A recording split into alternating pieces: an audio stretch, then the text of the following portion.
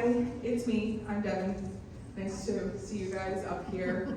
Other than introducing myself as the marketing director, it is amazing to be able to do a little bit longer than 30 seconds. So I appreciate the opportunity.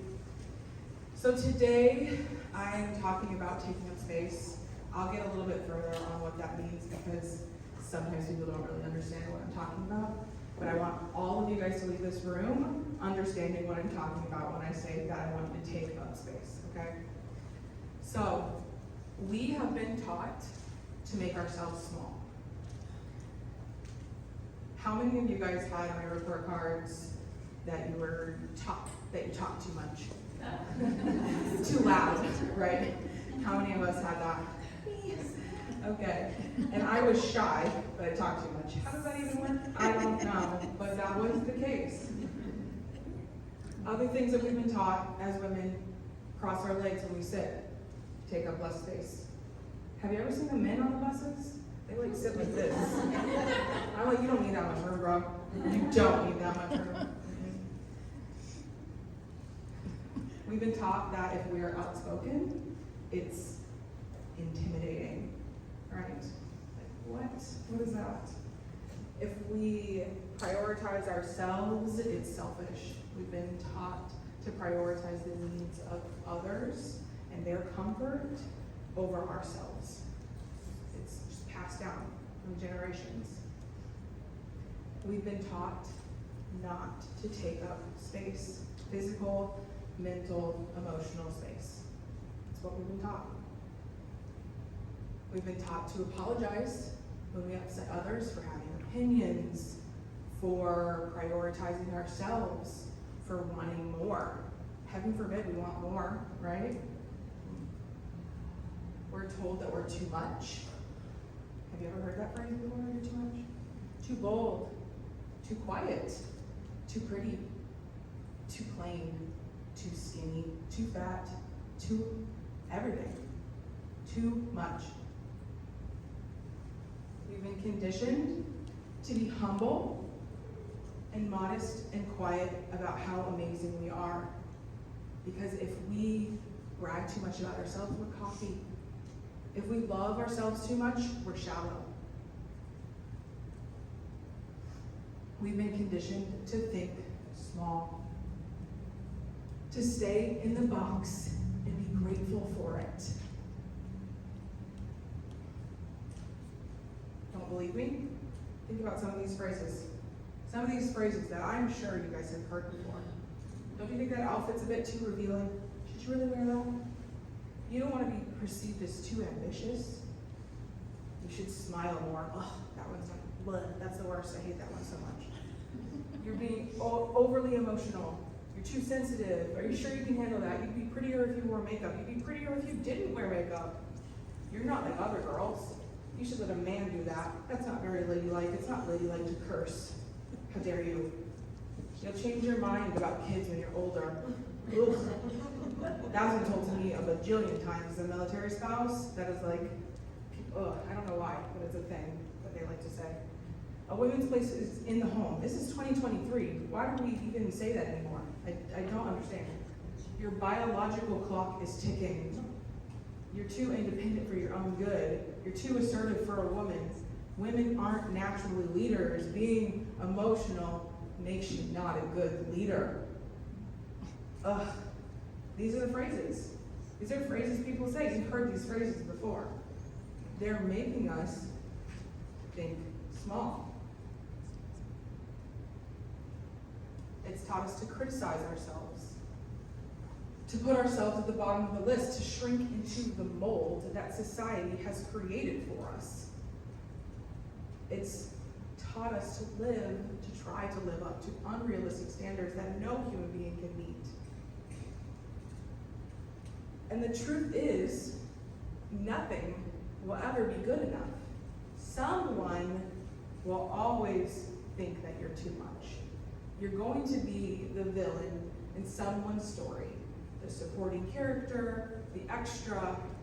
But the cool thing is, you're the main character in your own story. So you might as well take up as much space as possible. You might as well be too much.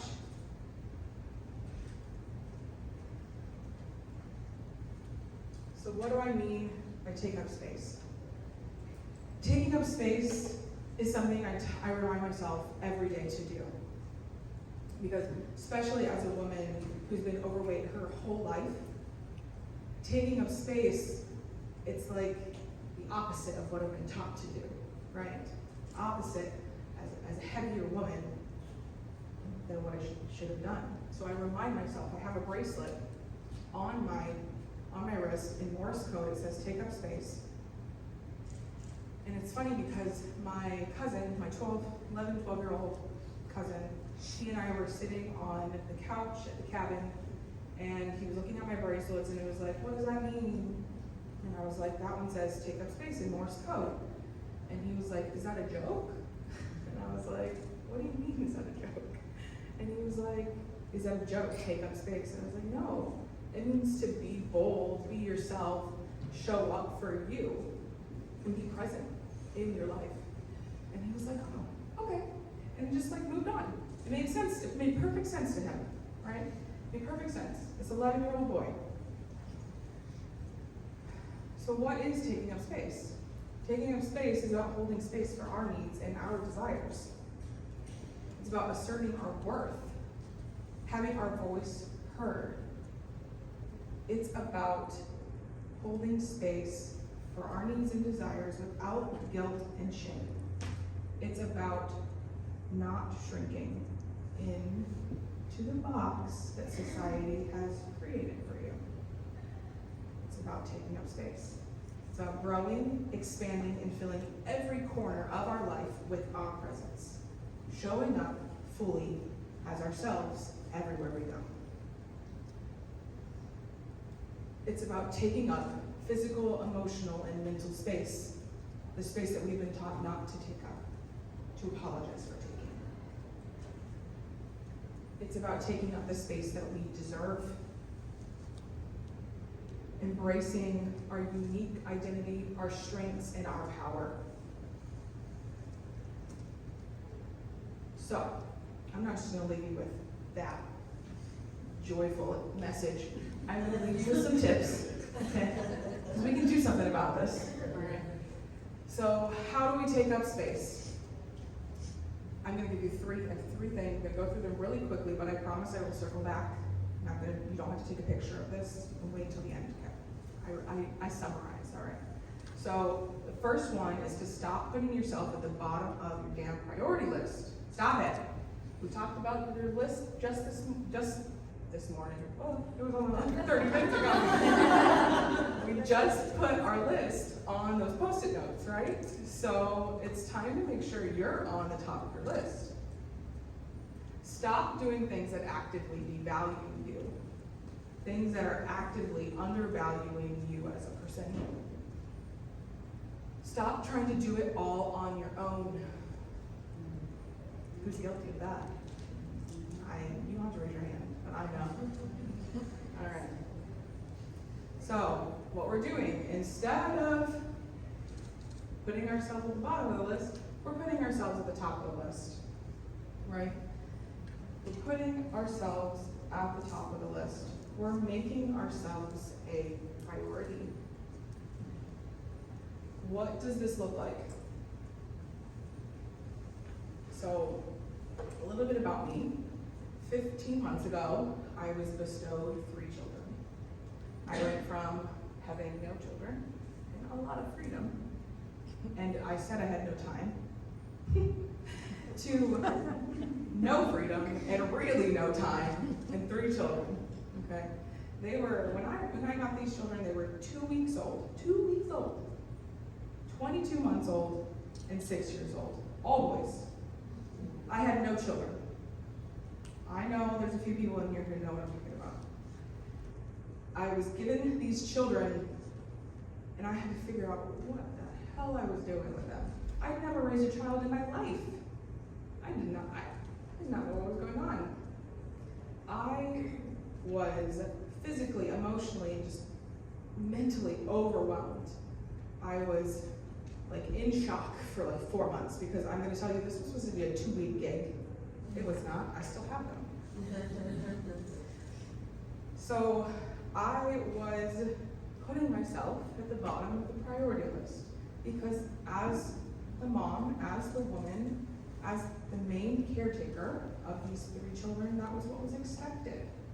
I felt guilty when I went out to do things for myself. I felt shame for wanting to be in my business and not in their business, right? And I realized when I was in the kitchen, shaking, crying, my body was shaking from the inside out. I don't know if any of you guys have ever felt that before, but I was shaking from the inside out, and I was in tears, and I was just overwhelmed. And that was the point when I realized I need to put myself back at the top of my list because I deserve it. So to do that, I realized I needed to drink more water, okay? I hadn't drank water for probably like 2 weeks, it felt like. And so I bought myself a cup, it's right there. I bought myself a cup with a straw because that is the way I drink water apparently successfully, is with a cup with a straw. Gotta do what you gotta do. I needed to remember to eat because I was making sure they had their meals and their snacks and their, Mama, can I have a snack? Can I have a snack? Yeah, you can have a snack. I just want you to leave it alone. And so I put it in my schedule, in my calendar, to remind me to have breakfast and lunch because I needed that little just reminder to make sure I ate. And then another thing I needed is I needed sleep because if I didn't have sleep, I would be really mad at the end of the night when I'm trying to give them baths and they're screaming and they're crying, they don't want to go to bed, and they want me to read one more book and all the things. So I had to force myself to build a nap time into my day while they were at daycare. I had to figure it out. No of those are simple fixes to put myself at the top of the list. And I know it could be completely different for you guys. Maybe it's just adding a walk into your day, or journaling, or eating ice cream at the end of the night.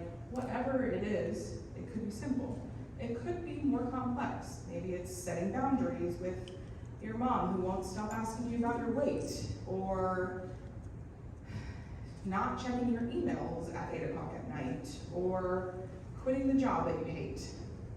It could be a lot more complex. But either way, when you start putting yourself at the top of the list, you take up more space.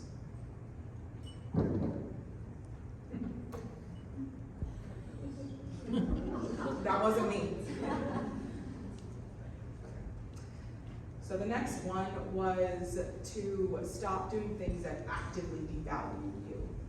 And instead what we're going to do is celebrate and love ourselves unapologetically. Sounds super simple, right? I know it's not. Trust me, I do.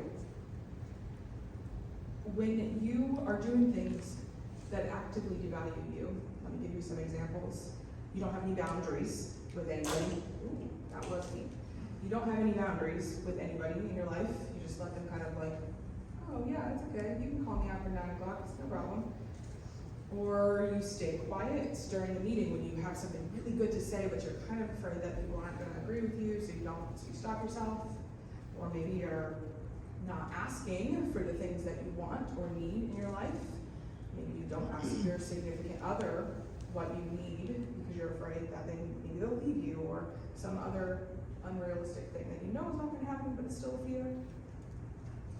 When you are indecisive, you can't make decisions because you're afraid that you're going to make the wrong one, or that the people who, like, you can't choose what to go for dinner because you don't want to upset them, you want them to get what's for dinner. But really, you want to go to Taco Bell. You just want to go, but you know that they're going to want McDonald's. Okay. Not trying something new because you're afraid that you're going to fail. Belittling yourself, not taking care of yourself, being excessively modest, not accepting compliments. How many of us know about that? When you do these things, it costs you everything.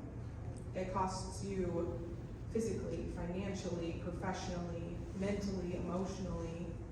It costs everything when you devalue yourself. So let's just stop, okay? We are going to instead have all the audacity in the world to be in love with ourselves. Not just love ourselves, but in love with ourselves. All caps, okay? In love. We're going to compliment ourselves and accept the compliments. We're going to take ourselves to our favorite restaurants by ourselves if we have to, okay? We are going to only accept love and respect for ourselves from ourselves. That's it, okay?